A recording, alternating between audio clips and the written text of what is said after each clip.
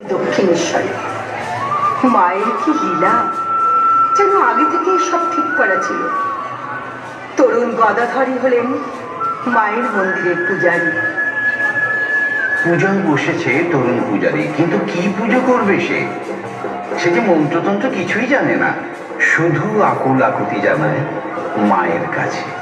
মা, মা গো মা, দেখা দে মা, দেখা দে।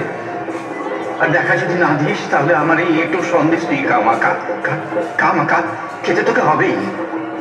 বিড়বিড় করতে করতে মূর্তির মুখে চেপে ধরে সেই সন্দেশ।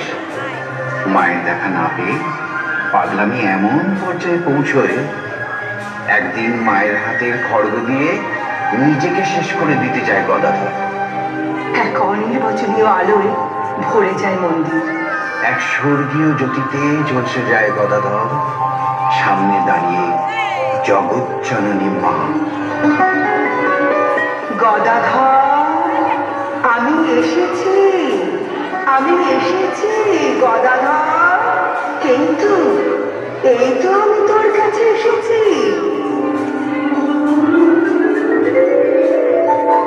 মা, মা গো মা, তুই এসেছিস মা ভবতারিণী, তুই এসেছিস, তুই এসেছিস মা, মা তুই এসেছিস মা।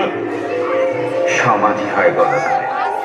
দক্ষিণেশ্বরের মন্দিরে শুরু হয় মা ও ছেলের এক অপূর্ব দিব্য লীলা। তোতাপুরীর হাত ধরে গদাধর গেলেন দক্ষিণেশ্বরের পঞ্চবটী বনে। শুরু হলো সাধনা। মা কালী তাকে পরীক্ষা করার জন্য শুরু করলেন নানা রকমের ছলনা। ভূত প্রেত ডাকিনী যোগিনীরা চারপাশে ঘিরে ধরে শুরু করলো উপদ্রব।